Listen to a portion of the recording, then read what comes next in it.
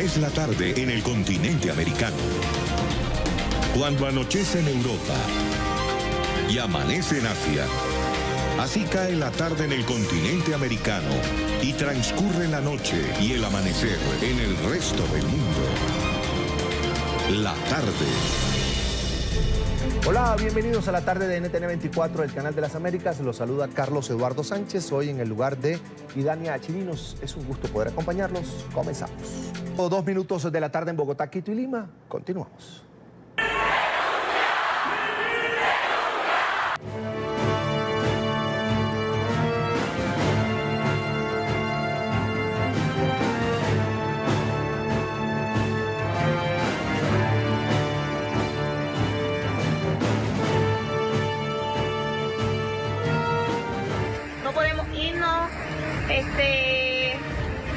Mira qué feo se ve esto aquí.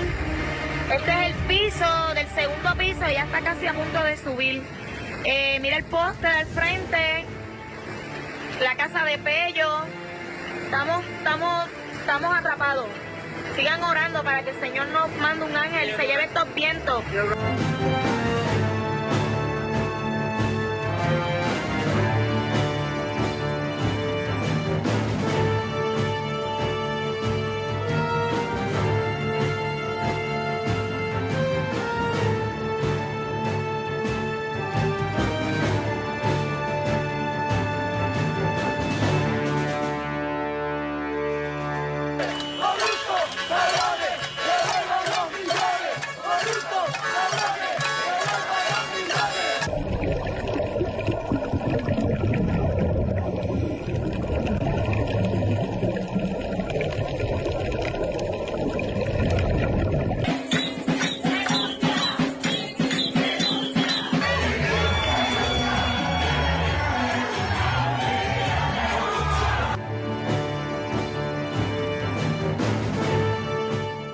No hay excusa, puñeta, no hay excusa. Tú que estás en tu casa, vamos para la calle, vamos para la calle.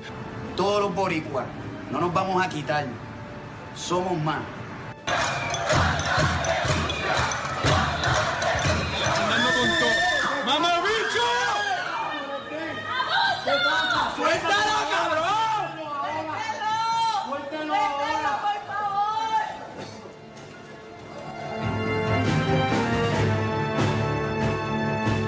A pesar de todo, reconozco que disculparme no es suficiente y solo mi trabajo ayudará a restaurar la confianza de estos sectores y encaminar una verdadera reconciliación. Ante este escenario, le anuncio que no iré a la reelección como gobernador en el próximo año. No solamente eres cínico, ya lo había dicho, también eres maquiavélico. Lo único que acabas de hacer con ese mensaje que acabas de dar es jugar con la salud mental de los puertorriqueños. Yo le exijo a los presidentes del Poder Legislativo de la isla que por favor empiecen el proceso de residenciamiento. Si él no se quiere ir, esa es la única opción que nosotros tenemos. Ustedes tienen que escuchar el reclamo masivo de cada uno de los puertorriqueños. No eres nuestro gobernador, cabrón. O sea, Puerto Rico no tiene gobernador, para que lo sepas. Es la primera vez en el que todos los partidos políticos, todos los colores, hasta la gente que no vota, se une para decirle a un gobernador que se tiene que ir por todo lo que has hecho. No es solamente los chats y hablar malo, cabrón. Yo hablo malo. Es por toda la corrupción que hay detrás de ti, cabrón.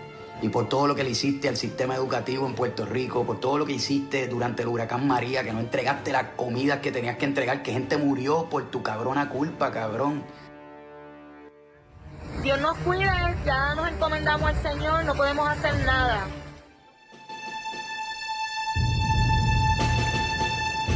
Tras 2 semanas de presión popular, el gobernador de Puerto Rico renunció a su cargo. En las calles que fueron escenario de masivas protestas estalló el júbilo por el inicio de una nueva página en la historia de la isla.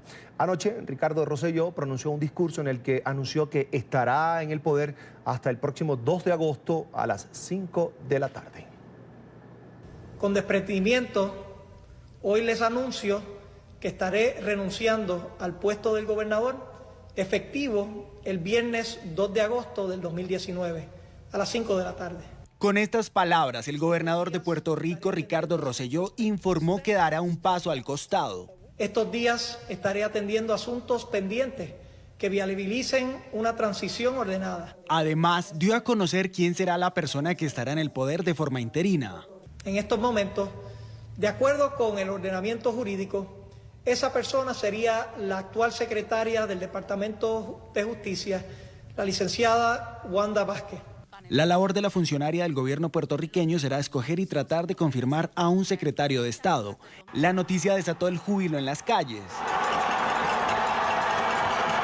Después de 12 días de intensas manifestaciones en las que participaron reconocidos artistas internacionales como Ricky Martin y Residente, los puertorriqueños celebraron la decisión del gobernador. Esto es una victoria, esto es un paso más, no solamente porque ahora vamos contra la Junta, contra todos los corruptos, para sacar y poder lograr sobresalir como pueblo. Es completamente lo justo, lo que debió haber hecho desde un inicio, antes de hacernos sufrir, pero tarde, pero finalmente lo hizo. Así que aquí estamos celebrando, estamos súper contentos, hemos demostrado que el pueblo puede cuando se une, se puede. Con abrazos, cánticos y fuegos pirotécnicos, miles de puertorriqueños celebraron hasta altas horas de la madrugada. La crisis se desató tras la difusión pública de una larga cadena de mensajes privados intercambiados en la plataforma Telegram, en los que Rosselló y su círculo íntimo de colaboradores hacían comentarios misóginos, homofóbicos, insultantes sobre contrincantes políticos, cantantes o periodistas. Las conversaciones también incluían al menos un comentario en tono de burla sobre las víctimas del huracán María, que devastó Puerto Rico en 2017. Pero es que la filtración de los chats privados solo fue la gota que rebosó el vaso. Los casos de corrupción conocidos en el último tiempo también agotaron la paciencia de la población. Queremos que Ricky se saliera no solamente por todas las obscenidades y los insultos que hizo en el chat, sino por toda la corrupción que llevamos aguantando por cuatrienios, por décadas. Este es el punto de ebullición y el Puerto Rico se dio a respetar. De esta forma, Ricardo Rosselló se convirtió en el primer gobernador en renunciar a su cargo en la historia de la isla. A partir del momento de la renuncia de Ricardo Rosselló, la atención se centra en Wanda Vázquez, actual secretaria de Justicia. La funcionaria asumirá el cargo de gobernadora en calidad de interina, según información de medios de comunicación locales. Uno de sus objetivos será la de confirmar un nuevo secretario de Estado, que según la Constitución es el primero en la lista de sucesión para asumir el primer cargo de la isla. El candidato deberá ser confirmado por Senado y Cámara de Representantes y una vez se reciba luz verde, sería investido como gobernador. Para hablar de este tema está con nosotros desde San Juan, Puerto Rico, Anabel Torres Colbert, abogada y analista política. Ahí está en pantalla. Señora Torres, bienvenida, una muy buena tarde. Buenas tardes. Gracias por estar aquí. Es un gusto.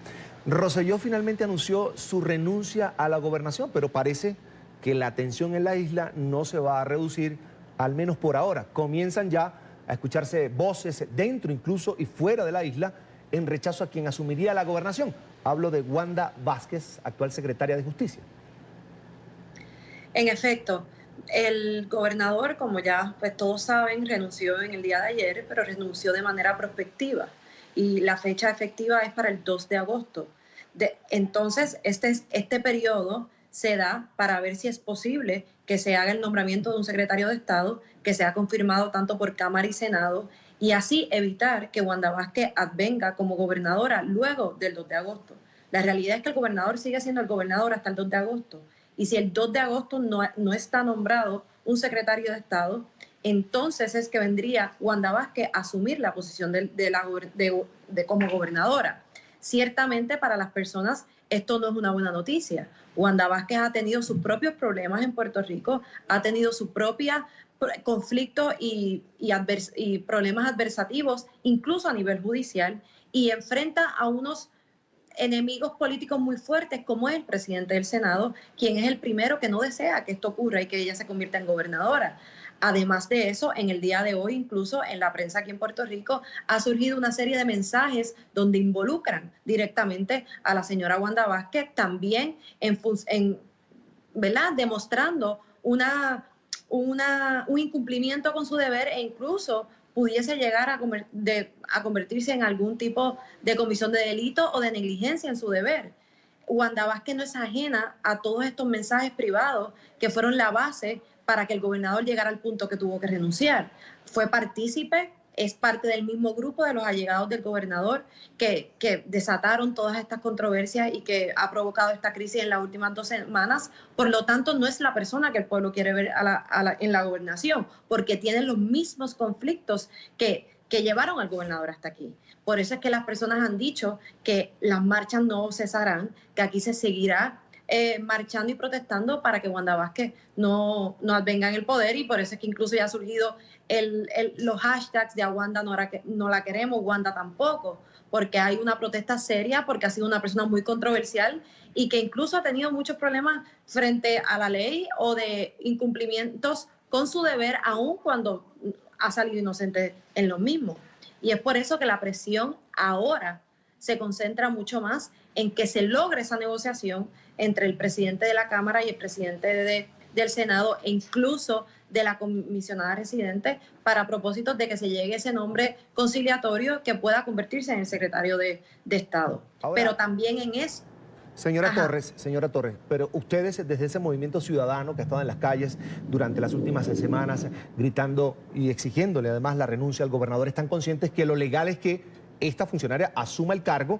Y ha dicho ella incluso que uno de sus objetivos es buscar la conciliación precisamente para nombrar un secretario de Estado, que es el primero en la línea de sucesión en el poder. Sí, en efecto, en el Estado de Derecho sería ella la que le tocaría porque la posición de secretario de Estado está vacante. Por eso es que la presión en estos días que quedan, antes que el gobernador deje en efecto de ser gobernador, el 2 de agosto, es precisamente para conseguir esa figura conciliatoria que realmente represente los mejores intereses de Puerto Rico, que ciertamente para casi nadie es la señora Wanda Vázquez. Pero si no se da esa negociación, que es lo que incluso fue lo que atrasó el anuncio de la renuncia ayer del gobernador, porque se estaba dando esa negociación intensa para ver si el gobernador podía renunciar ya con el nombramiento de quién iba a ser el secretario de Estado, pero no se pudo dar, porque incluso se dice que es el propio presidente del Senado el que quiere que se le nombre a él como secretario de Estado y ser el gobernador. Y hay incluso intercambio de posibles indultos que el gobernador ha estado, parece, exigiendo en esas negociaciones, si en efecto tiene un resultado estas acusaciones de delito del chat. Y es por eso que también ha sido tan complicado llegar a ese nombre, porque aquí todo el mundo está pendiente de su propio bienestar, ya con toda esta controversia y ya con posibles enfrentamientos ante la justicia a causa de toda la comisión de delitos que ha surgido en el informe sobre el chat de Telegram. Y en efecto, ese es el resultado de lo que estamos viendo, pero como dice la premisa, si no hay ese nombramiento de secretario de Estado, y no solo el nombramiento, sino la confirmación en ambas cámaras, la señora Wanda Vázquez es la que se convierte en la gobernadora de Puerto Rico. Ahora, el movimiento ciudadano en Puerto Rico ha tenido ese acercamiento con la legislatura para hacer la negociación de poder nombrar como jefe de Estado, como secretario de Estado, perdón, a una persona que sea pues, de consenso como tal, que sea aprobada por los políticos y también por los ciudadanos que han reclamado y que han presionado por la salida del gobernador. Bueno, el movimiento ciudadano no es partícipe de estas conversaciones. La realidad es que esto está ocurriendo entre los líderes del propio Partido Nuevo Progresista, que es el partido en el poder y el partido del cual era el gobernador Ricardo Rosselló. La realidad, estas negociaciones están ocurriendo tras bastidores entre los mismos líderes del partido. La ciudadanía no está siendo partícipe de esas negociaciones, aunque sí han seguido fuertes en sus reclamos, han seguido fuertes en seguir protestando y en decir su descontento ante la posibilidad de que Wanda Vázquez pueda convertirse como gobernadora. Y me imagino yo que van a seguir presionando estos días, porque todavía pues tiene remedio. Hasta que el gobernador no se vaya en propiedad el 2 de agosto, todavía es posible lograr esa figura de consenso. Pero la ciudadanía no está siendo partícipe de esa negociación. Son los líderes del propio Partido Nuevo Progresista. Creo que es posible que luego de la renuncia del gobernador, que se haga efectiva, se llegue a ese consenso con el movimiento ciudadano, entre los partidos políticos se nombre ese secretario de Estado, que es la figura que debe gobernar hasta que finalice el mandato en 2020, que hay elecciones nuevamente en Puerto Rico. Y yo quería preguntarle a usted como ciudadana, como puertorriqueña, ¿qué es lo que aspiran la mayoría de los puertorriqueños en esa etapa post-Rosselló? Que se siga la investigación, que Rosselló pase por un tribunal, y para eso se han organizado para seguir en las calles, por ejemplo. Bueno, yo creo que todavía está la cosa corriendo como un paso a la vez. Yo creo que aquí en Puerto Rico la política, pues, ¿verdad? Los conflictos políticos tienen un rol muy importante en la sociedad y por eso es que se dice que la política es el deporte nacional de los puertorriqueños. Pero a pesar de eso, no creo que esperen que la figura que venga en el poder no sea alguien que no pertenezca al partido de poder. Aquí no hay, ver la expectativa de que se pueda coger una persona de consenso entre todos los sectores. La realidad es que la persona va a ser del Partido Nuevo Progresista, que es el partido en el poder. Yo creo que lo que la gente espera es que dentro de esa alternativa, que es la que procede, de que es el mismo Partido Nuevo Progresista quien está haciendo estas negociaciones y quien eventualmente se nombrará la figura si logran esa conciliación y no se queda Wanda Vázquez, es que es una persona que al menos no esté sumergido en lo que ha sido toda esta controversia tan, ¿verdad? ¿Verdad? Que ha causado tanta tristeza para el pueblo de Puerto Rico, que se ha sentido tan engañado en todo lo que ha sucedido, que no pertenezca a ese grupo que ha sido señalado y que ha sido partícipe de toda esta controversia que ha provocado este levantamiento de pueblo. Esperan que al menos sea una persona que tenga un récord limpio, que no esté metido en todo lo reprochable de estos chats y de todo lo que se dijo ahí, y que de una manera ordenada pueda ir poco a poco levantando la credibilidad, aun cuando pertenezca al partido de poder. O sea, yo creo que el pueblo está consciente que va a ser alguien del mismo partido, pero lo que espera es que al menos una persona respetable, que tenga un buen récord para ir alimentando esa credibilidad y esa fe de los puertorriqueños en que por lo menos en lo que queda de mandato hasta las próximas elecciones, que son en noviembre del 2020, pues las cosas puedan ir corriendo con cierta normalidad en Puerto Rico, que empecemos a tener otra vez credibilidad. Estamos todavía esperando muchísimos fondos del Congreso. Cada vez hay más obstáculos precisamente por esa pérdida de credibilidad y porque además hay escándalos de corrupción. Habían sucedido varios arrestos antes de que surgiera todo esto del chat. O sea que son muchos los elementos que corren, ¿verdad?, en contra de los puertorriqueños para su rehabilitación e incluso para el proceso de reconstrucción que todavía estábamos después del huracán María. O sea que al final del día el pueblo lo que quiere es una persona que por lo menos sea respetable, aun cuando sea, ¿verdad?, nombrada por el partido de turno, que es a quien le toca legalmente. El gobernador todavía sigue siendo la persona que le corresponde nombrar a ese secretario de Estado con el consentimiento del presidente del Senado y de la Cámara, que son todos del mismo partido.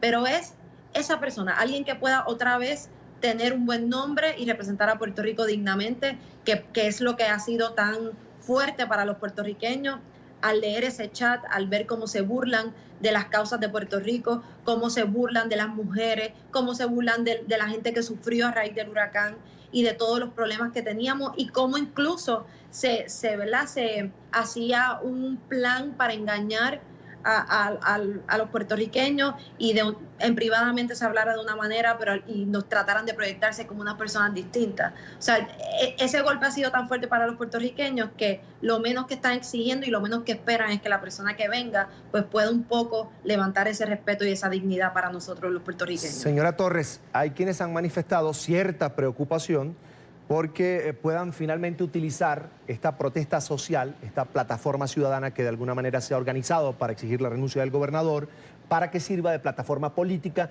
de una figura de izquierda radical. ¿Usted qué nos puede decir de eso, usted que está precisamente en Puerto Rico?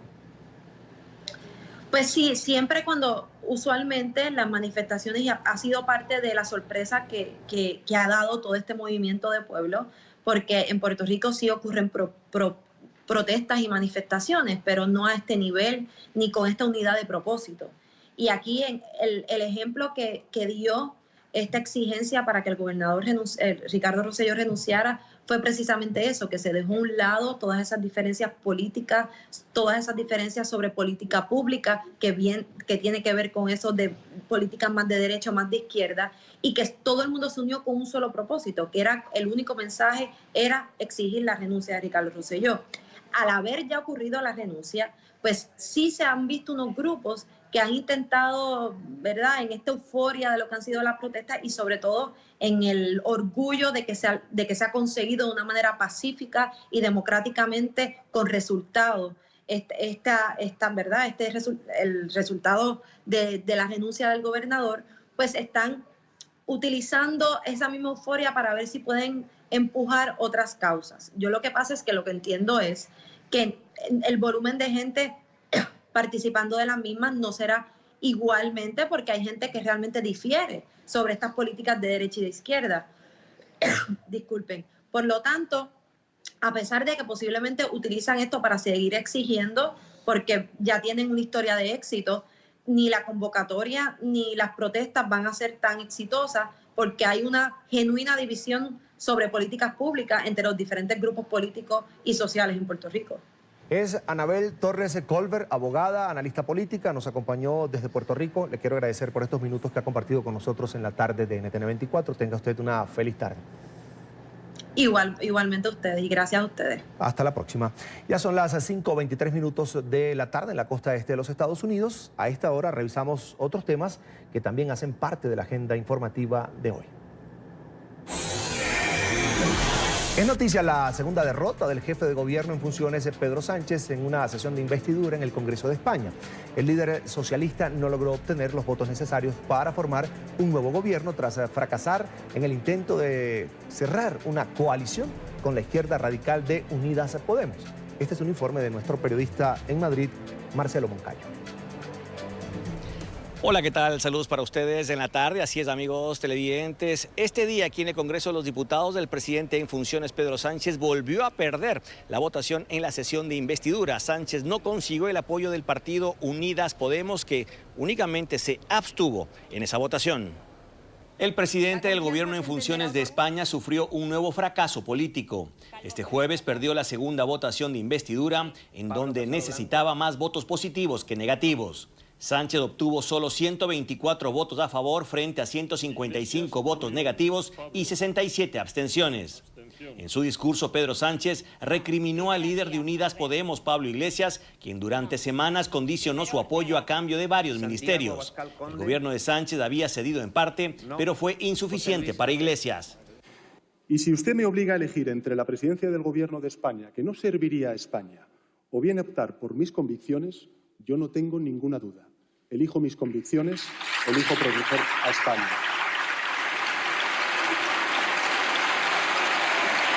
Como era de esperarse, Pablo Iglesias culpó a Sánchez por este nuevo fracaso. Y hoy mismo les hemos hecho una propuesta, tras la ruptura de las negociaciones de manera unilateral por su parte, en la que lo único que pedimos son competencias, no sillones. Competencias para asegurar que en este país hay educación gratuita de 0 a 3 años. Competencias para asegurar que las familias en situación de dependencia reciben las ayudas. Ahora el siguiente paso lo deberá dar el jefe del Estado español, el rey Felipe VI, quien deberá convocar a una nueva ronda de reuniones para analizar nuevamente quién podría tener la capacidad de formar gobierno. Es probable que esta nueva ronda se dé luego de las vacaciones de agosto. Lo dicho, televidentes de la tarde, y ahora se abre un periodo de 2 meses en donde Sánchez podría intentar nuevamente formar gobierno o simplemente esperar que se convoquen a nuevas elecciones. Este es el informe para la tarde, Marcelo Moncayo, NTN 24, Madrid. También es noticia la alerta en Europa por la ola de calor. Francia, Inglaterra, Alemania y Países Bajos registrarán temperaturas superiores a los 42 grados centígrados. Francia declaró por segunda vez en menos de un mes una alerta roja por calor. En los últimos 2000 años, las temperaturas mundiales nunca han aumentado tan rápidamente como ahora, según datos publicados ayer en 2 estudios separados en las revistas Nature y Nature Geoscience.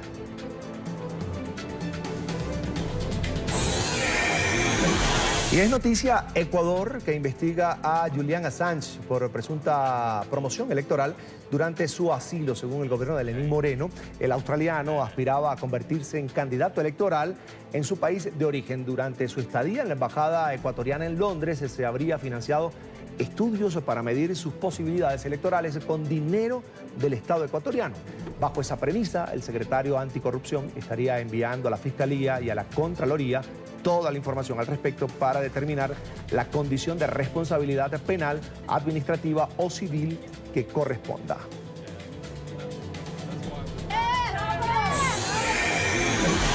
Es noticia Perú, donde se registraron choques entre la policía y grupos de habitantes de Arequipa que protestaban contra un proyecto de una mina de cobre que, según los manifestantes, se causó daños al medio ambiente.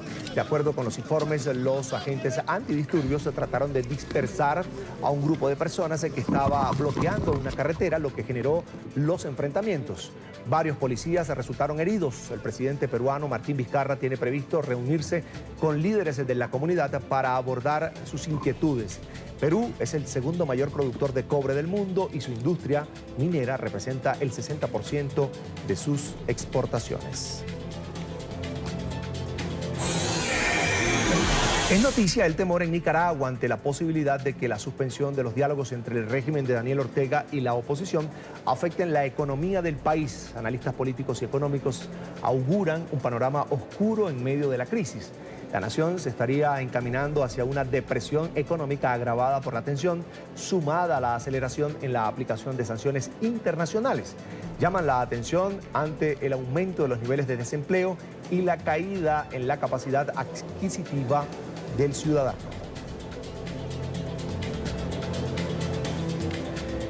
Está con nosotros desde Managua, la capital de Nicaragua, José Palé, quien ha integrado la mesa de negociación de la oposición con el régimen de Daniel Ortega. Señor Palé, allí lo ve en pantalla.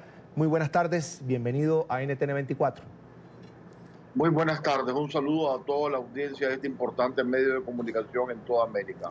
Definitivamente los acercamientos con el gobierno, las negociaciones con el régimen de Daniel Ortega están estancados o por ahora no volverán a una mesa para buscar una salida a la crisis que vive el país.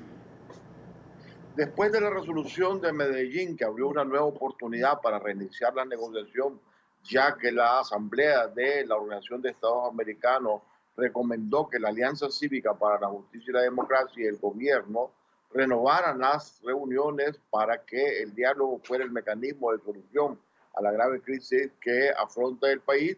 La Alianza Cívica acogió con beneplácito esa recomendación. El gobierno no se ha pronunciado hasta el momento. La Alianza ha dirigido 2 comunicaciones a la presidenta del Consejo Permanente de la OEA, expresando su disposición y estar listo para que esa negociación pueda funcionar con el apoyo político o a través de las gestiones que se le habían encomendado por los cancilleres a una comisión política que estaría nombrando el Consejo Permanente. E incluso la Alianza Cívica emplazó al gobierno de Nicaragua para volver a la mesa el día 31 de este mes, el día último de este mes, 31 de julio, en el INCAE a las 10 de la mañana. Pero el gobierno continúa guardando silencio, no ha expresado ninguna disposición a acatar la resolución de la OEA ni las recomendaciones que le ha hecho la alta comisionada de las Naciones Unidas en el mismo sentido de retomar las negociaciones entre la alianza y el mismo gobierno. Así que nosotros estaremos en el INCAE ese día a la miércoles de la próxima semana esperando el gobierno que se ha demostrado hasta este momento con una insensible ante el deterioro de la crisis que cada día afecta con más pobreza, más desempleo, más carestía en la vida de los nicaragüenses. Hay una preocupación de algunos analistas expertos en economía, señor Palé, sobre la situación de esa crisis sociopolítica que vive el país en el tema económico, y es que el país se estaría encaminando hacia una depresión económica agravada. Y le pregunto, ¿el nicaragüense a quién culpa por esta situación que está llevando a las familias a poder cada vez comprar menos? Por ejemplo, alimentos, medicinas, servicios. En las encuestas que se vienen haciendo, los nicaragüenses certifican que la responsabilidad del gobierno por la intransigencia que ha demostrado primero en cumplir los acuerdos logrados en el esfuerzo de negociación que se emprendió en este año 2019. Y en segundo lugar, por su resistencia a volver a la mesa, pero en el marco de lo resuelto en Medellín por la OEA, que es a través de negociaciones que sean efectivas, que sean de buena fe y que estén basadas en el cumplimiento de los acuerdos, que es todo lo contrario al incumplimiento por falta de voluntad que el gobierno ha demostrado. Esta insensibilidad del gobierno por el deterioro económico lo acusan los nicaragüenses y lo señalan, ya que el 19 de julio, donde celebraba Daniel Ortega 40 años del triunfo de la Revolución Popular Sandinista, expresó, sin mencionar a la Alianza Cívica, expresó tácitamente, aunque no en forma expresa, su resistencia a continuar dialogando y con la idea de que el diálogo debería ser con sus propios apoyos, con sus propias bases. Nosotros entendimos que esta era una arenga partidaria, pero que la realidad económica, la realidad política, la realidad internacional no le permite que su arenga sea un logro que pueda lograr pretender aislarse de la comunidad internacional, convertirse en un rebelde ante las decisiones de la organización de la cual es miembro y está obligado a cumplir con sus resoluciones y profundizar cada día más esta crisis que hoy, por ejemplo, en la ciudad de Managua se expresó en la prohibición, en la criminalización, una vez más, del derecho de protesta de los estudiantes universitarios que a través de una coalición pidieron permiso para protestar en las calles, para manifestar, les fue negado y están siendo reprimidos en los diferentes puntos donde se han logrado concentrar en la ciudad de Managua. Señor Palé, ese discurso del régimen sandinista de que la situación económica del país, de la situación que están viviendo muchísimas familias ahora mismo en Nicaragua, se debe precisamente a las sanciones internacionales, que se parece mucho además al discurso de otro régimen en la región, el de Nicolás Maduro en Venezuela, ¿no está calando en los nicaragüenses? ¿Se está quedando en letra muerta? En absoluto, en absoluto. Los nicaragüenses conocen perfectamente que el principal promotor de sanciones es el mismo gobierno. Y las sanciones hasta hoy han sido en el orden de sanciones individuales. No ha habido sanciones hacia la economía en general que hayan afectado pues el desempeño de la misma. Son sanciones que se aplican a los violadores de las convenciones de derechos humanos, a los que han participado en actos de corrupción y que por consiguiente afectan a sus propias personas, no a la sociedad en su conjunto. Y que Ortega pues, es el que busca estas sanciones con su resistencia a encontrar una salida negociada. El pueblo de Nicaragua ha buscado una solución cívica, pacífica, a través de las negociaciones, y Ortega se niega desarrollando un estado policial que lo controla todo, que pretende que la represión sea la lógica en vez del entendimiento, en vez de tender puentes para el diálogo, sino que reprimir y controlar la calle como lo está haciendo con un incremento enorme en las fuerzas militares y en las fuerzas paramilitares, que también está ocasionando un gran gasto del Estado y elevando y abriendo pues más la brecha fiscal que viene sufriendo y que es parte del deterioro económico que se viene provocando por medidas económicas erradas y por falta de voluntad de llegar a un entendimiento político, de generar un ambiente positivo, una estabilidad, que es lo que se requiere para dar confianza a todos los agentes económicos que más bien se han ausentado del escenario de la economía nicaragüense por esta situación que viene provocando el gobierno de los Ortega Murillo. El régimen se había comprometido a liberar en su totalidad a los presos políticos en Nicaragua, pero sé que todavía hay personas tras las rejas por manifestarse en contra del régimen de Daniel Ortega. ¿Cuántos nicaragüenses están hoy en prisión por razones políticas? Esta es una cifra que varía todos los días. Anda entre los 90 y los 100 ciudadanos nicaragüenses. 26 de ellos son ciudadanos nicaragüenses que debieron haber salido como producto, como resultado de los acuerdos, porque estaban en la lista conciliada que concilió la Cruz Roja Internacional y que en base a los acuerdos debieron haber salido libres de toda persecución penal.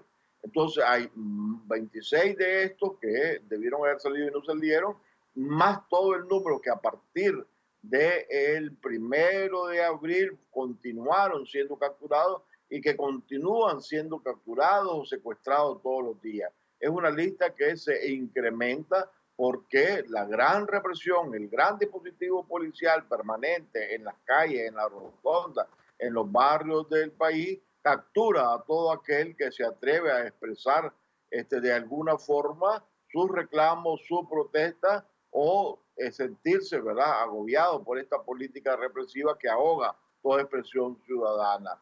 Entonces, además, ¿verdad?, los más de 600 ciudadanos nicaragüenses que sí salieron, la liberación tampoco fue en los términos que habían acordado con la Alianza Cívica, ya que se había acordado pues que deberían salir todos y no salieron todos, como ya lo vimos, y que esto debería ser a través de un sobreseimiento definitivo, cerrar definitivamente los procesos judiciales. Y esto no lo hizo el gobierno, solo mandó a archivar las causas por la cual cualquiera de estas personas, que no podemos decir que estén liberados, sino que podríamos hablar de excarcelados, están sujetos a la persecución, a que sus juicios sean reabiertos en cualquier momento, porque el archivo de sus causas permite que los jueces, con la orientación política y en control a todos los poderes del Estado, puedan de nuevo ser llamados y mandados de nuevo a las cárceles. Entonces, ni en cuanto en la calidad de las condiciones pactadas para la liberación, ni en cuanto en la cantidad, no podemos, ¿verdad?, reconocer ningún cumplimiento de parte del gobierno. Es José Palé, quien ha integrado la mesa de negociación de la oposición con el régimen de Daniel Ortega en Nicaragua, a quien le agradezco por estos minutos aquí en la tarde de NTN 24. Señor Palé, gracias. Una feliz tarde para usted. Primera revés para las políticas migratorias de Donald Trump. Un juez federal de San Francisco, en California, emitió en las últimas horas un fallo preliminar en contra de la regla temporal que negaba asilo a los migrantes si estos no lo solicitaban primero en un tercer país. La resolución se conoció después de que una corte federal del distrito de Washington, D.C. decidiera rechazar una demanda entablada la semana pasada por organizaciones que defienden los derechos de los inmigrantes, quienes argumentaban que la medida violaba la Constitución. La ley vigente permite que un migrante solicite asilo en cualquier punto de la frontera entre México y Estados Unidos. En el caso de los menores, leyes y acuerdos judiciales impiden que sean deportados de manera acelerada y exigen que sea un juez de inmigración quien resuelva sus casos. A esta hora quiero saludar a Jorge Rivera, abogado experto en inmigración. Bienvenido a NTN 24, abogado, es un gusto. Igualmente, encantado de estar contigo y muchas noticias de qué hablar, hombre. Tras este fallo en San Francisco, ahora el gobierno federal está obligado, abogado, a tramitar todas las solicitudes de asilo en cualquier punto fronterizo. Sí, mira, prácticamente lo que este fallo nos dice es que ya no tienen que aplicar las personas en un tercer país antes de aplicar aquí en los Estados Unidos, que es lo que querían hacer, implementar para que las personas tendrían que aplicar en Guatemala, en México, antes de llegar acá, cerrándole la puerta a la mayoría de centroamericanos aplicando por visa. Eso está bloqueado indefinidamente hasta el nuevo aviso, así que continuamos como en el sistema que teníamos anteriormente, antes del cambio de Trump. Abogado, ¿cuántos puntos tiene en este momento activos Estados Unidos en la frontera con México para recibir este tipo de peticiones de asilo? Bueno, mira, lo que pasa es que hay muchísimos puntos de entrada en la frontera de México, pero ya han bloqueado también. O sea, no tiene que la persona aplicar por asilo en uno de esos puntos. Puede aplicar a lo largo de cualquier parte de la frontera y esa es otra, obviamente, oportunidad que tiene nuestra gente. Ahora, la persona que va a hacer el trámite de asilo en la frontera debe ir acompañada, abogado, de un especialista, como usted, de un abogado, o puede hacerlo a título personal. Lo pueden hacer a título personal. Y así lo hace la mayoría de las personas porque simplemente no tienen los recursos. Lo que no saben es que la mayoría de los asilos los están negando. La última cifra que escuché en una reunión de abogados aquí en Miami fue el 9% de asilos están siendo aprobados y el 91% negados. Eso es bien triste porque la mayoría de las personas no tienen representación no saben cómo pedir asilo, no conocen las leyes y ahí es a donde cometen las fallas y les niegan los casos. ¿Qué debe saber, qué debe tener claro un migrante antes de presentar esa solicitud de asilo en el puesto fronterizo? Mira, yo creo que algo crítico es que inmigración siempre va a buscar algún tipo de prueba, porque cualquier persona se puede inventar una historia y las historias las han escuchado en la frontera miles de veces, pero no se trata de presentar una historia triste, se trata de documentar, y ahí viene el problema, que alguien que viene a través de Guatemala, México, generalmente no trae la documentación para comprobarle a inmigración que realmente es una realidad la persecución que han sufrido. Entonces, imagínate, una persona dice que le pasó esto, dice que le pasó lo otro, pero no tiene cómo comprobarlo, probablemente van a negar ese caso. Son los casos más documentados que inmigración busca aprobar. Ahora, ¿es muy costoso el acompañamiento de un abogado para realizar este trámite de asilo? Bueno, mira, estamos hablando probablemente te va a costar miles de dólares una representación, porque ¿qué pasa? No es solo una preparación, sino si quieren que se acompañen las entrevistas y todo lo demás, es un proceso que toma bastante tiempo y por lo tanto generalmente no es un proceso que vale cientos de dólares, generalmente es un proceso que vale miles de dólares. Quiero aprovechar esta oportunidad para que me aclare algo, abogado. ¿La ley vigente en los Estados Unidos estipula un tiempo de respuesta a las solicitudes de asilo? Va a discreción de las autoridades. Todavía no han impuesto una fecha, un tiempo límite de una respuesta. Hay propuestas que sí en el Congreso que están exigiendo un tiempo límite de una respuesta de inmigración, pero todavía no han impuesto esos límites. Así que se puede demorar. Supuestamente tienen una política ahora que los últimos asilos que van entrando son los primeros que procesan, porque tienen un plan de minimizar el fraude. Anteriormente se presentaba el asilo, demoraba años, durante esos años tenían un permiso de trabajo y la persona estaba legal dentro del país, y es precisamente lo que quieren evitar. Fíjese, en los últimos meses vimos numerosas caravanas de migrantes que lograron, algunos de estas personas que iban allí, llegar hasta la frontera de Estados Unidos para solicitar el asilo. La administración Trump, que ha manifestado siempre su intención de contener a estas personas fuera del territorio de la Unión Americana, le pregunto, ¿en algún momento incrementó el personal, el gobierno federal, para atender estas solicitudes? Bueno, mira, supuestamente sí. Han estado enviando recursos a la frontera para poder atender a las personas que se están presentando en los puertos de entrada. Pero bueno, eso está sujeto a verificación y ya sabemos que inmigración se demora lo que ellos quieran y lo que ellos puedan. La verdad es que ha venido una avalancha de personas en la frontera y no es fácil manejar el volumen, pero supuestamente sí tienen más recursos en la frontera para poder afrontar esta avalancha de casos de asilo que están tratando de procesar. En pantalla, Jorge Rivera, abogado experto en inmigración, a quien agradecemos por haber compartido estos minutos con nosotros aquí en la tarde de NTN 24. Abogado Rivera, será hasta la próxima.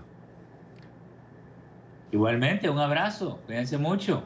Hasta pronto. Vamos ahora a Miami porque se lleva a cabo la 5ª edición de la conferencia de medios digitales SIP Connect, que organiza la Sociedad Interamericana de Prensa. Directivos, periodistas y representantes de agencias de noticias participan de este evento. NTN 24 está en el lugar de la noticia con nuestra periodista Paola Serna. Paola, buenas tardes. Hola, ¿qué tal? Muy buenas tardes. Pues bien, se lleva a cabo esta 5ª versión de la SIP Connect organizada por la Sociedad Interamericana de Prensa y que tiene pues una serie de presentaciones que han sido realizadas desde el día de ayer. Estas conferencias básicamente los representantes de cada uno de los medios digitales exponen la manera en que han ido implementando herramientas, unas de ellas muy exitosas, otras de ellas que se encuentran básicamente en proceso de ser implementadas o que simplemente pues no han dado los resultados efectivos, pero de eso se trata, de compartir las experiencias para saber, digamos, qué tipo de alternativas tienen los medios digitales, no solo para mantener a los usuarios que actualmente tienen, sino para incrementar el número de personas interesadas en conocer más sobre las noticias. De América Latina sigue ganando terreno, sigue siendo importante, sobre todo para las agencias de noticias de otros continentes que ven en América Latina un potencial de desarrollo a nivel de noticias. Lo importante sigue siendo siempre en SIP Connect que lo más importante de todas las plataformas mediáticas, tanto medios tradicionales como nativos digitales, tienen que enfocarse en el tema de la calidad de los contenidos. Es la única forma de poder monetizar, al fin de cuentas, y de que el negocio sobreviva. Con una gran ventaja que tenemos los medios y los periodistas que hacen de las coberturas la calidad, y tiene que ver con la conexión que puedan crear con las audiencias. Es una necesidad real, somos una agencia de noticias con sede en Berlín y es una necesidad real generar contenido en español para nuestros clientes. Entendemos que no todo el mundo tiene por qué hablar inglés en las redacciones y entendemos además que tenemos que generar no solamente contenido en español, sino contenido que interese a nuestros clientes. Es muy importante generar contenido localizado, que haga especial hincapié en lo que está sucediendo en Latinoamérica, en la región, con directos de la región, que cubra en profundidad lo que pasa aquí, porque es lo que le interesa a los clientes de Latinoamérica. Entonces es lo que estamos generando cada vez más. Contenido que a lo mejor no va a otros países, pero va a la web en español para que los clientes lo encuentren inmediatamente. Este tipo de conferencia es muy importante en cuanto a periodismo digital, porque tú aquí estás aprendiendo cuáles son las tendencias que ayudan, sobre todo a hacer ese cambio importante que está haciendo la industria periodística a nivel internacional, que es completamente irse hacia lo digital. Entonces son herramientas muy importantes, presentadas además por no solo expertos en ese tipo de herramientas, sino también por editores de grandes medios, como por ejemplo CNN, el New York Times, Infobae, donde nos han mostrado cuáles han sido sus estrategias y cuáles han sido sobre todo esas estrategias que les dan éxito y que los están haciendo ir a ese cambio o que ya están en ese cambio tan importante para la industria periodística hoy en día. La idea surgía de que tenemos que experimentar. Tenemos un gran desafío los periodistas por delante, como los medios de comunicación. Se están reduciendo las audiencias en los medios tradicionales, la publicidad, así que los ingresos hay que buscarlos con otro tipo de fórmulas. No existe una fórmula mágica que garantice el éxito de todos estos desarrollos y todos estos contenidos que se realizan a través de las plataformas digitales, particularmente en lo que tiene que ver con las noticias. Sin embargo, los medios de América siguen buscando alternativas para lograr mantenerse, y no solo eso, para lograr el crecimiento y que haya cada vez más personas interesadas en conocer de primera mano y en profundidad las noticias. La información desde Miami, soy Paola Serna para NTN 24. Gracias a Paola, feliz tarde para ti. Por supuesto, nuevo desafío de Corea del Norte a la comunidad internacional. El régimen de Pyongyang ha disparado a modo de prueba 2 nuevos misiles de mediano alcance. El lanzamiento sucede a pesar de que el pasado junio el líder norcoreano Kim Jong-un y el presidente de los Estados Unidos, Donald Trump, acordaron reactivar las negociaciones nucleares entre ambas partes. Naciones Unidas, entre tanto, reafirmó su preocupación por la situación en la península coreana. Alejandro Rincón, nuestro periodista en Nueva York, tiene toda la información. Alejandro, buena tarde. Hola, feliz tarde de jueves para todos. Hay varios elementos por los cuales hay preocupación por este nuevo acto desafiante de parte de Corea del Norte. Primero, porque sucede luego de que el pasado mes de junio, el líder del régimen norcoreano Kim Jong-un acordara con el presidente de los Estados Unidos, Donald Trump, reactivar las negociaciones nucleares entre ambas partes, en un encuentro imprevisto entre los dos, en la zona de frontera desmilitarizada entre las dos Coreas. El siguiente elemento está relacionado con la información que han entregado las autoridades de Corea del Sur Sur sobre la prueba de estos misiles, que habrían utilizado una nueva tecnología y habrían alcanzado los 50 kilómetros de altura al ser lanzados desde tierra hacia el Mar del Este. Y el elemento adicional está relacionado con el lugar donde nos encontramos ahora, el Consejo de Seguridad de Naciones Unidas, que ha implementado ya varias rondas de sanciones contra Pyongyang, en donde se dice específicamente que está prohibido que Pyongyang adelante este tipo de pruebas. Es en este contexto que se inscribe la reacción que ustedes van a ver a continuación, entregada hoy por la Secretaría General de la ONU sobre lo sucedido en las últimas horas. En este asunto, el secretario general está preocupado por el lanzamiento de misiles balísticos por parte de la República Democrática de Corea.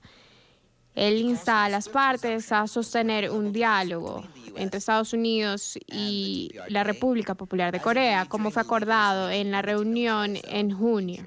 Por el momento, las autoridades tanto de Corea del Sur como de los Estados Unidos aseguran que están evaluando la información alrededor de estos dos misiles para establecer específicamente qué fue lo que sucedió a primera hora de este jueves. Entre tanto, hay grandes cuestionamientos al futuro de los acercamientos, en particular entre Washington y Pyongyang. La comunidad internacional, países como por ejemplo Japón, China y Rusia, han hecho llamados a estas dos partes para que busquen nuevos acercamientos y avancen en el propósito de desnuclearización de la península coreana. Entre tanto, aquí en Naciones Unidas, el cuerpo diplomático, en particular el Consejo de Seguridad, asegura que está adelantando ciertas consultas y están tratando de verificar si en efecto no hubo violaciones directas a las resoluciones emitidas en el pasado por este cuerpo diplomático. Es todo lo que tenemos para ustedes por ahora. Continúen con más. La presión de Estados Unidos contra el régimen de Nicolás Maduro. El Departamento del Tesoro emitió un nuevo paquete de sanciones contra 10 personas y 3 empresas ligadas a una red de corrupción dentro del programa de subsidios alimentarios conocidos popularmente como CLAP. Según el despacho, los sancionados crearon una sofisticada red de compañías fantasmas para lavar cientos de millones de dólares en ganancias de la corrupción.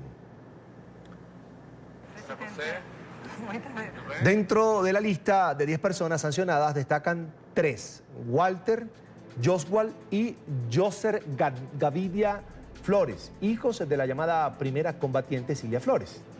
El Departamento del Tesoro los señala de ser parte fundamental del esquema de corrupción que se ha robado dinero de los programas sociales y de alimentación.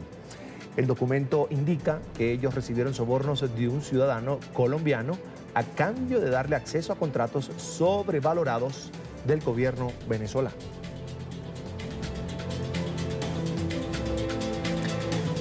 Hay protestas en Caracas para rechazar el Foro de Sao Paulo, que reúne representantes de partidos políticos de izquierda de varios países del mundo. El evento, que comienza hoy y se llevará a cabo hasta el próximo 28 de julio, es criticado por antimaduristas que señalan que busca desestabilizar la región y saquear las riquezas de Venezuela.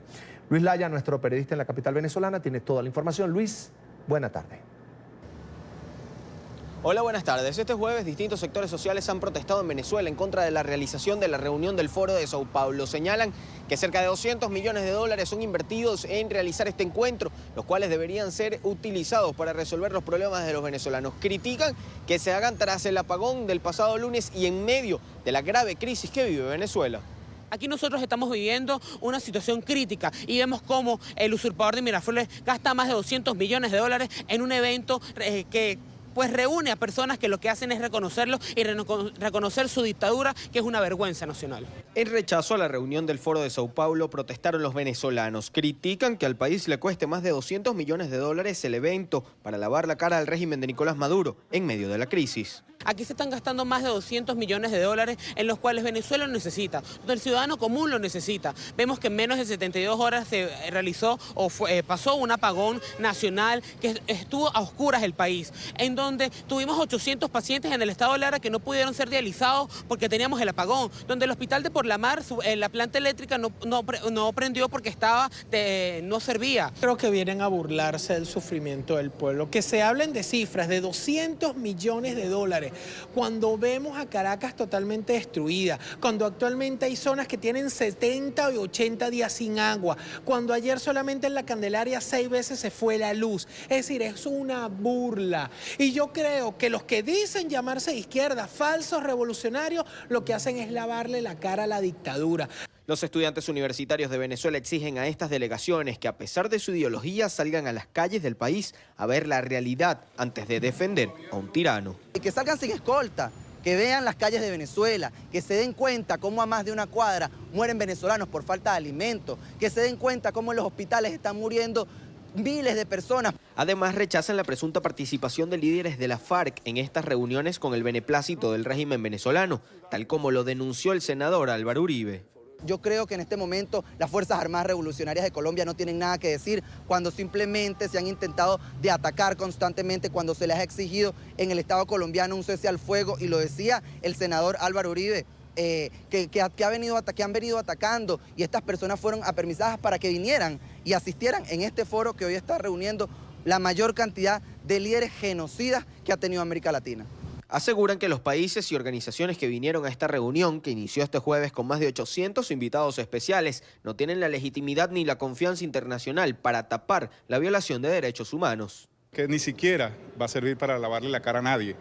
Esto es una habladera de gamelote que tienen establecida desde un punto de vista ideológico en el país y que le va a costar una fortuna a la nación venezolana. Yo creo que el señor Daniel Ortega no tiene ningún prestigio. Yo creo que el señor Evo Morales tampoco tiene ningún prestigio. Yo creo que el señor, el nuevo mandatario de Cuba tampoco tiene, Díaz-Canel tampoco tiene ningún prestigio. Entonces yo creo que no, para nada. Aquí se quiere reconocer una cosa que no está reconocida por más de 50 países, que es la dictadura del señor Nicolás Maduro. Los distintos sectores han rechazado no solamente la presencia de grupos calificados como terroristas, es decir, representantes al menos de la FARC, quienes estarían en esta reunión, sino también que se utilicen estos espacios y este dinero para intentar lavar la cara a Nicolás Maduro y tratar de desprestigiar también el informe de Michelle Bachelet. Desde Caracas, Venezuela, Luis Alejandro Laya, para la tarde de NTN 24. Luis, gracias por el reporte desde la capital venezolana. Nos acompaña a esta hora el expresidente de Bolivia, Jorge Tuto Quiroga. Presidente, una muy buena tarde, como siempre es un gusto. Bienvenido a NTN 24. Gracias, buenas tardes a Carlos y un saludo a ti y a todo NTN 24. Lo primero, presidente, ¿por qué un evento como este, el Foro de Sao Paulo, dispara las alarmas? Algunos políticos de la región hablan de que esto es un peligro precisamente para la estabilidad de la región. Porque este grupo de Foro de Sao Paulo se inició, no es ideológico, era un club de amigos de Cuba en la década de los 90, cuando Cuba estaba aislada después de la caída del muro de Berlín. A partir del 2003, con la combinación de la petrochequera venezolana y el conocimiento represivo autoritario cubano, y encumbrando a una pareja de Kirchner en Argentina y al PT en Brasil, adquirió una dimensión continental. Hoy, después de haber tenido mucha fuerza, haber disfrutado de la bonanza china de ingresos por materias primas cuantiosos, haberlos despilfarrado y robado, hoy está claro de que es una caterva de socios listos, una cuadrilla de gobiernos corruptos que están yendo a Venezuela a apuntalar los resabios de este proyecto de Socios Listos 21, con la estrategia muy clara de buscar preservar las 4 Cubas que buscan tener. La original gerontocrática, cuasi nonagenaria de la isla, la de Maduro en Venezuela, la de Ortega en Nicaragua y la de Evo Morales en Bolivia. Resistir en estos 4 enclaves, ver si pueden lograr a fines de octubre tomar Argentina, quizás Uruguay, ver qué pasa con López Obrador y buscar sobrevivir. Está claro de que están en retroceso y tienen que afincar si se han basado mucho tiempo en robarse el petróleo venezolano, y es triste que en un país que no tiene comida para los pobres, no tiene agua, no tiene luz, no tiene medicinas básicas, están gastando millonadas, se dice que $200 millones para hacer turismo en reverso. Ojalá que la gente que vaya, en lugar de tomar ese pasaje y ese hotel, lo donen para que el pueblo venezolano tenga comida. Es solidaridad con la dictadura de Maduro, que es un Estado criminal, y a estas alturas este es un foro de características criminales y totalmente autoritarias. ¿Puede, presidente, un grupo como este, líderes como los que asisten a este evento, lavarle la cara al régimen de Nicolás Maduro? No, porque es conocida la naturaleza de los amigos que tiene ahí. Uno no se lava la cara con la FARC ni con Santrich si es que anda por allá. Uno no se lava la cara con la corrupción del PT. Si algo ha lubricado a estos socios listos durante muchos años es la galopante corrupción. Hoy está clara la que fue fomentada y propiciada desde el PT en Brasil con el escándalo de Lava Jato y los contratos con enormes sobreprecios que llenaron arcas de todos, porque no es ideológico, la corrupción afectó a todo, llegó a todos los lugares, a Colombia, a Dominicana, a Perú y a todos los países, pero quieren ahora defender las fuentes de financiamiento que tuvieron, que fueron principalmente las de Brasil y el petróleo venezolano. Entonces está claro de que es un intento desesperado de organizaciones y gobiernos que son plenamente conocidos. Ahí no va a ver usted a gobiernos democráticos de Perú, de Argentina, de Paraguay o de Canadá. Ahí va a ver usted a los 4 enclaves, Cuba, gente de Cuba, de Nicaragua, gente de Venezuela, gente de Bolivia y algunos partidos o movimientos marginales, y seguro que un gran festejo a los señores de la FARC. Veremos si Santrich aparece por allá como símbolo de la impunidad, de la violencia, del terrorismo. Todo el mundo debe comprender que Venezuela es un estado criminal, y el Foro de Sao Paulo, al congregarse estos días en Caracas, cuando todo el mundo, con el informe Bachelet, informes de ONGs, informes de la OEA, sabe que es un estado criminal, autoritario, sanguinario, al ir allá están respaldando esas prácticas y seguramente anunciando que esa misma receta se va a seguir aplicando en Nicaragua y eventualmente en Bolivia bajo la inspiración cubana. Presidente Quiroga, hoy el Departamento del Tesoro emite un nuevo paquete de sanciones contra personas vinculadas, relacionadas, cercanas a Nicolás Maduro, también contra 10 empresas, pero entre la lista de las 10 personas sancionadas aparecen Walter, Joswal y Joser Gavidia Flores. Son los hijos de la esposa de Nicolás Maduro. ¿Es conveniente para estas personas que están ahora mismo en este foro de Sao Paulo tomarse la foto con Nicolás Maduro, una persona que de alguna manera tiene este tipo de vinculación? Mire, pero se van a sacar fotos con Maduro, con Cilia. Cilia ya tiene los narcosobrinos, ahora los corruptohijos. Es un club, es un clan, es realmente increíble lo que se está viendo, pero se sabe, hace mucho tiempo que se sabe. Yo más bien que estoy seguro que Maduro y su equipo monitorean este programa. Le doy un consejo a la señora Cilia, no la conozco, pero sé que en algún momento, por conversaciones que tuvimos durante horas en el Vaticano, que en algún momento ella estaba dispuesta a hacer maletas y zarpar e irse, pero a último momento condicionó que también su amigo Diosdado Cabello tenía que tener un pasaje, lo que rompió la negociación. Señora, dése cuenta, ella tiene sobrinos presos por narcos en Nueva York, sus hijos sancionados por corruptos. Le queda poco tiempo, señora. Aproveche, empaque las maletas de Nicolás y antes de que alguien le entregue, la venda y la negocie a usted y a Nicolás Maduro, aproveche de hacer maletas y súbase a alguno de los aviones de los visitantes de este foro de Sao Paulo y váyase a buen recaudo y permita que a Venezuela vuelvan la libertad y la democracia. Presidente Tuto Quiroga ha sido una de las figuras que a nivel internacional está apoyando pues la causa de la democracia en Venezuela, el retorno de la democracia y la salida de Nicolás Maduro del poder.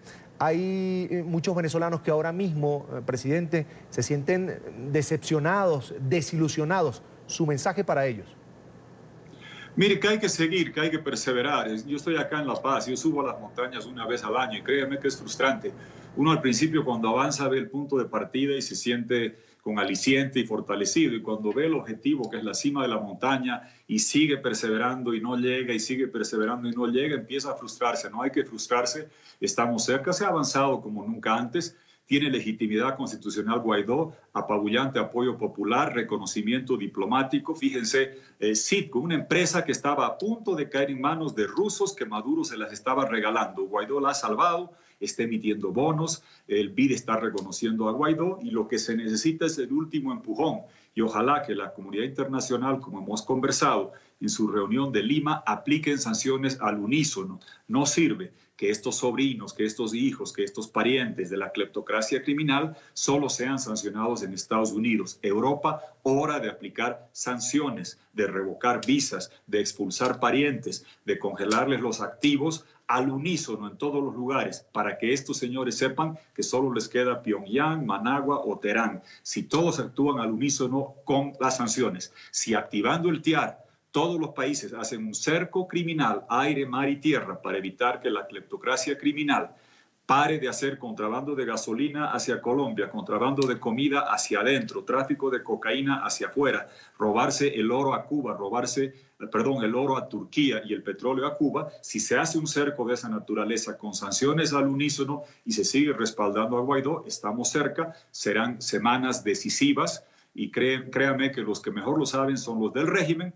porque saben que cada día se va cerrando el círculo. Sería bueno, de una vez, que la comunidad internacional, Europa, Estados Unidos y América Latina, porque ahí es donde tienen cuentas, ahí es donde tienen casas, ahí es donde quieren irse a vivir, ahí están los hijitos de los ladrones y de los corruptos de Venezuela, allí todos al unísono, al mismo tiempo, simultáneamente, aplicar todas las sanciones sería un mensaje poderoso para ayudar al valeroso pueblo de Venezuela que está resistiendo. Millones han salido y si no apuramos, claro que me preocupa, Carlos. Yo veo aquí en Bolivia, créeme, en Chile los están parando en la frontera y los mandan a Bolivia a que pidan visa al consulado de Chile acá en La Paz, muy cerca de donde yo vivo. Y lamentablemente no hay relaciones diplomáticas con Chile, no hay la logística para procesar. Cuidado que veamos colapsos en Ecuador, en Perú, en Colombia por la crisis humanitaria si la comunidad internacional no responde con mayor celeridad al enorme sacrificio que ha hecho el pueblo venezolano, que hoy tiene una opción muy clara con Guaidó, que pide el respaldo para asumir la presidencia plena y convocar elecciones presidenciales limpias, que es la única vía para salvar a Venezuela. En pantalla, Jorge Tuto Quiroga, expresidente de Bolivia, a quien le vamos a agradecer por estos minutos con la tarde de NTN 24. Expresidente, muchísimas gracias. Será hasta la próxima. Gracias, Carlos. Buenas noches. Fuerza Venezuela. Último minuto. NTN 24. Mucha atención porque hace minutos la Cámara de Representantes de los Estados Unidos aprobó el proyecto para otorgar estatus de protección temporal a los ciudadanos venezolanos en la Unión Americana. La iniciativa, conocida como TPS, había sido negada el martes en la Cámara Baja. Jorge Agobián, periodista de nuestra cadena aliada La Voz de América, tiene el reporte. Jorge, ya lo ve en pantalla. Una muy buena tarde. Buenas tardes para ti y para toda la audiencia de NTN 24. Como lo mencionabas, hace tan solo minutos fue aprobado en la Cámara de Representantes el proyecto de ley de TPS o Estado de Protección Temporal para los venezolanos. Obtuvo 272 votos a favor y 158 en contra. Por unanimidad, los demócratas votaron a favor de este proyecto de ley y 39 republicanos apoyaron este borrador de proyecto que ahora queda en manos del Senado estadounidense.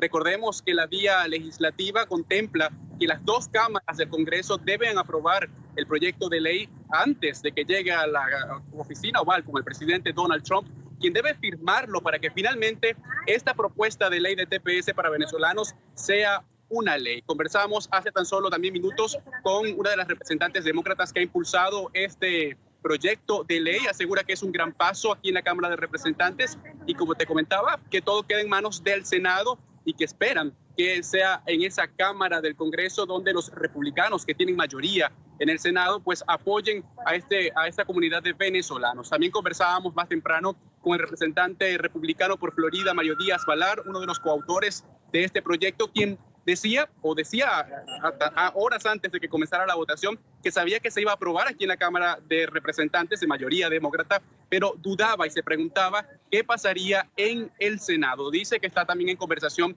con la administración del presidente Donald Trump para otorgar otro tipo de beneficios a los venezolanos. Esto luego de una entrevista que sostuvimos con Elliot Abrams, el encargado o el enviado de los asuntos de Estados Unidos para Venezuela, y aseguraba que ni esta ni otra administración aprobaría el TPS y decía que se debía a los problemas en las cortes estadounidenses. El problema del TPS es la T temporal, cito textualmente parte de las declaraciones de Elliot Abrams. Por ahora, este proyecto de ley, como te decía, queda en manos del Senado y se verá qué va a ocurrir en los próximos meses. Y hay que acotar que tan solo el día de mañana vamos a un receso en la Cámara de Representantes, pero los senadores tienen una semana extra para poder llevar, si es el caso, este proyecto al Pleno del Senado.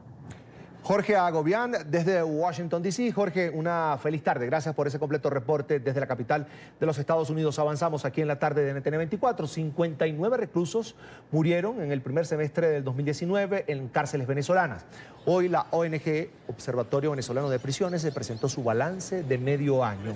Según el director de la organización no gubernamental, Humberto Prado, pues se dijo que en los centros de reclusión por enfermedades como la tuberculosis, entre otras, han muerto estas personas. Prado criticó a la ministra de Asuntos Penitenciarios por la desidia en las prisiones.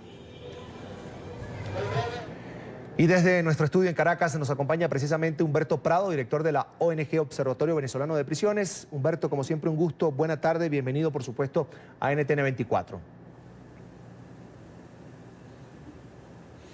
Buenas tardes, Carlos, a ti y a todas las personas que nos escuchan en América. A tu orden.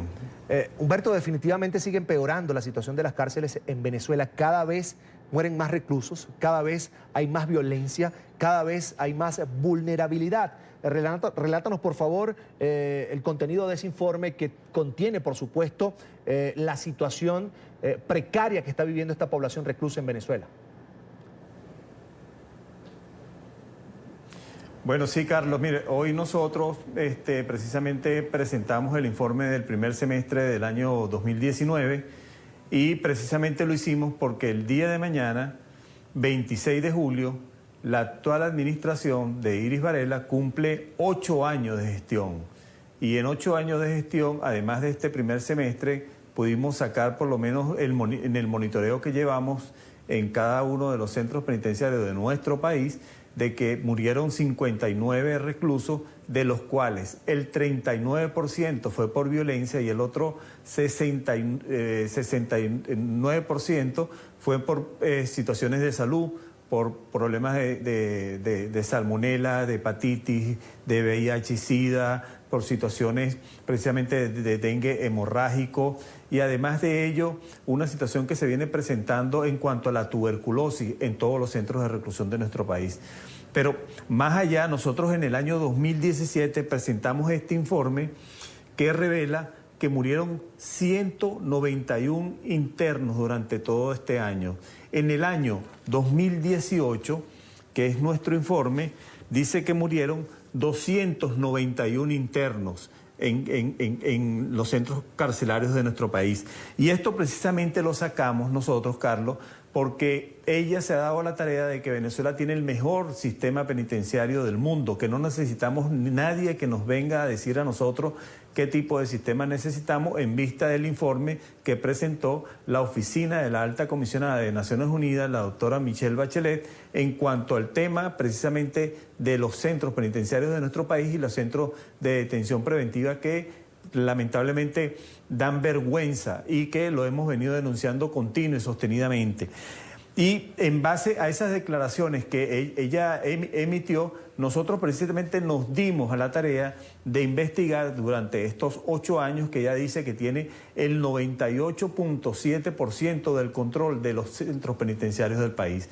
Durante todo este recorrido del año, precisamente 26 de julio del año 2011 hasta la presente fecha, mañana que cumple 8 años de gestión, pudimos sacar por lo menos en cuanto a que en Venezuela hay 41 centros de reclusión. De los 41 centros de reclusión, hay 12 precisamente que están bajo el control de los PRANES. Bajo este control de los PRANES, hay de esos 47.775 personas que vienen siendo la población reclusa, de ese número, 24.800 están bajo totalmente de lo que tiene que ver con la capacidad que tienen estos planes en cada uno de ellos, que los internos tienen que pagar vacuna, tienen que pagar, como le dicen en Venezuela, la causa o el obligadito, porque de lo contrario se mueren.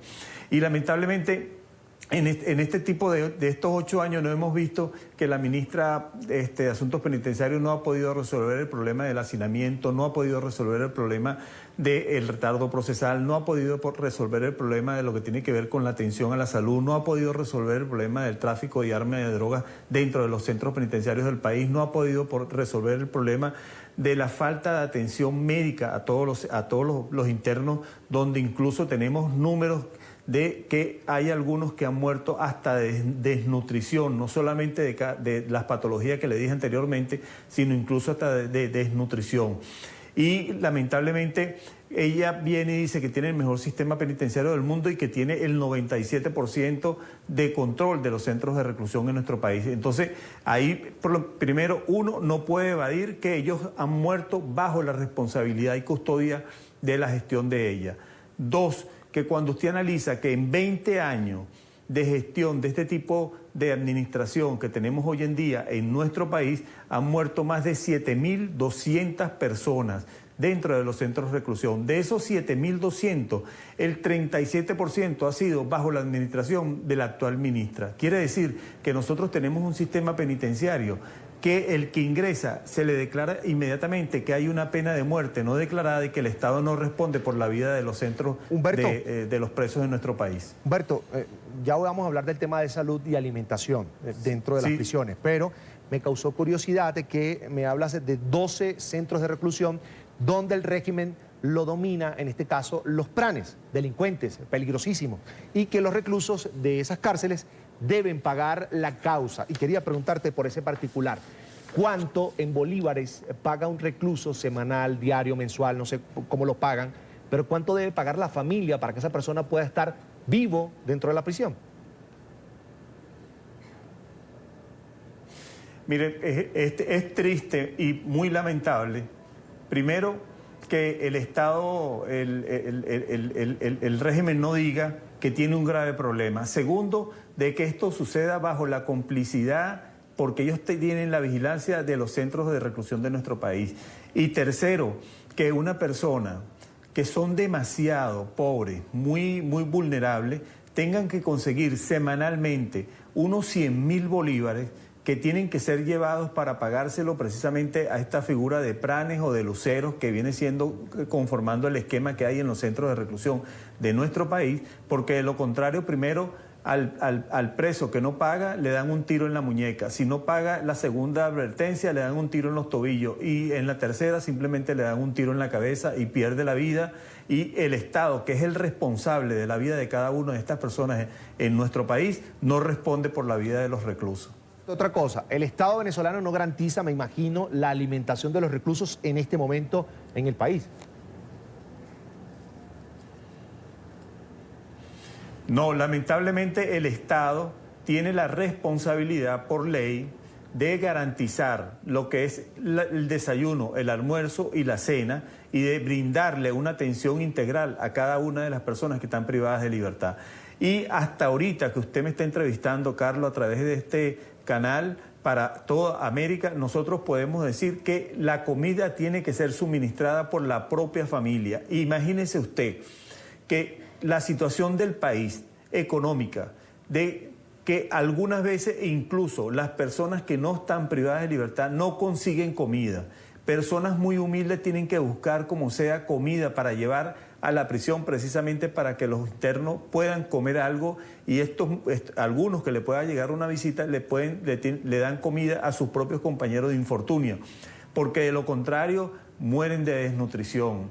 Y lamentablemente, lo vuelvo a repetir, el Estado no responde. Incluso aquí hay un penal en el oriente del país que son las famosas colonias móviles de El Dorado, y que como están tan lejos de las áreas de nuestro país, de las diferentes ciudades, que son trasladados muchos de los internos, que no se someten a muchas presiones por parte del Estado, que si no hacen orden cerrado, que si no son ideologizados, entonces son trasladados, porque son personas que dicen que ellos no están ahí para ser ideologizados, sino para cumplir una pena por haber cometido un delito, son trasladados. Muchos de estos penales, para que usted lo sepa, mueren. Y si la familia no se entera de que murieron, simplemente los entierran en fosas comunes, en el cementerio del municipio de ese estado Bolívar, donde se encuentran estas colonias móviles del Dorado, casi en la raya llegando a Brasil. Roberto, cuando un recluso muere en una prisión venezolana, me lleva a pensar de que primero no hay centros de salud como había otrora en las cárceles venezolanas, y que tampoco hay instrumentos, herramientas como vehículos, por ejemplo, para trasladar a estas personas a los centros de salud en las ciudades donde están estas cárceles. No, imagínense que lamentablemente donde están tan retirados estos centros penitenciarios, lamentablemente no hay cerca un hospital donde llevarlo, porque tiene que ser por lo menos de dos formas como llegar, de manera fluvial o de manera aérea, porque de lo contrario usted no llega a este establecimiento carcelario del país. Y lamentablemente los internos, que hay más de 1.500 internos en este establecimiento carcelario, nosotros tenemos información de personas que han fallecido, de familiares que tienen que buscar recursos, donaciones a través de algunos organismos multilaterales para que colaboren, para que le puedan dar primero para llegar al establecimiento y segundo para poder pagar para la exhumación del cadáver y ser trasladado por lo menos a su comunidad, a su donde residen su familia, para que por lo menos le den cristiana sepultura. Que un interno que haya cometido un delito tiene que pagar su pena. Yo no hablo en ningún momento de privilegio, estoy hablando simplemente de derechos humanos y que por lo menos bajo la custodia del Estado, una persona que muera por hepatitis, que muera por salmonela, que muera por dengue hemorrágico, que muera por tuberculosis, que muera por SIDA, muere simplemente porque el Estado es el responsable de no haberle dado el tratamiento debido para que esa persona por lo menos se mantuviese y cumpla su pena por el delito cometido como tal. Una prueba más de que el Estado venezolano es un Estado violador de los derechos humanos. Humberto Prado, director de la ONG Observatorio Venezolano de Prisiones. Humberto, como siempre, un gusto, mucha suerte. Será hasta la próxima. Buena tarde. Muy amable, Carlos, y saludos a ti y a toda la audiencia que estuvieron a bien escucharnos. Muy amable. Hasta pronto, Humberto. Alexander es un venezolano que estaba en el sitio perfecto y en el momento indicado para cambiar su futuro. Cantaba en las calles de Bogotá, la capital de Colombia, para ganarse la vida, y justo cuando una colega de RCN Radio, nuestra cadena aliada de radio en Colombia, la entrevistaba, pues entre el público que lo escuchaba había alguien muy especial. Vean esta historia. Con la piel tostada como una flor. Los sueños se hacen realidad. El venezolano Alexander era grabado por la periodista Caroline Morales de la cadena RCN Radio cuando cantaba en el Parque de la 93. De repente queda registrado en video que entre sus espectadores estaba Mario Dom, el cantautor mexicano de la agrupación Camila. Y aléjate de mi amor. Llega Mario Dom, le da $100 y yo siento que él como que se va y empieza a preguntarle, ¿cómo te pareció? Como todo con mi celular. ¿Puedes cantar un poco? Claro que sí. Mario, de la agrupación Camila, le pide a Alexander que si puede volver a cantar. Lo que no sabía Alexander es que estaba a punto de iniciar su gran audición, allí, a la entrada de un parqueadero en Bogotá. Reír una vez más, confía en mí. Cuando me dijo que si yo tenía teléfono y me dijo que yo le dije que no, él me dice, si lo voy a invitar un poquito, le voy a comprar un teléfono, usted no se me va a perder. Y nos fuimos y todo iba muy rápido y yo caminando y yo todavía sin creer lo que estaba pasando. Y así fue. Se fueron a comprar el teléfono, intercambiaron números y una gran noticia. Te voy a comprar el teléfono. Te voy a poner WhatsApp. Te voy a mandar una canción hoy.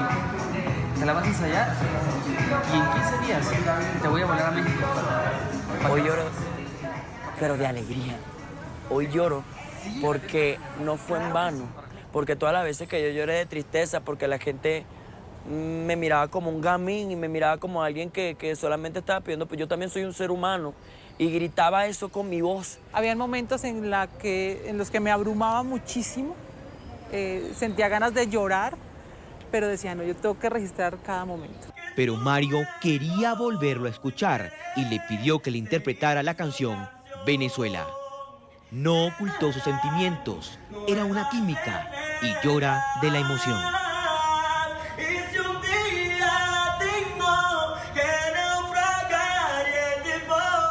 Nunca se es demasiado tarde, demasiado anciano, o nunca se es imposible alcanzar un sueño. La noticia se regó como pólvora. Alexander tiene a su mamá viviendo en Ecuador, separados por la crisis en Venezuela. Todos llorábamos de verte, emocionados de verte cantar. Debido a la crisis, tampoco tiene pasaporte. Ahora está a la espera que Migración Colombia y el Consulado Mexicano lo ayuden con los trámites para que pueda llegar a México y cantar junto a Camila. Vine a salir adelante, por mí y por los míos. Así todo encajó perfecto para que ese día él cantara, Mario Dom lo viera y la periodista de RCN Radio, Caroline Morales, sellara y contara al mundo un milagro, un sueño que hoy apenas comienza. Gloria al bravo pueblo que el yungo lanzó, la ley respetando la virtud de honor. Llegamos al final de la tarde aquí en NTN24. Recuerden seguirnos en nuestras cuentas de Twitter y también en Instagram, @NTN24. Recuerden que mi cuenta personal es @CESánchezM. Es un gusto poder haberlos acompañado. Gracias por estar con nosotros. Será hasta la próxima.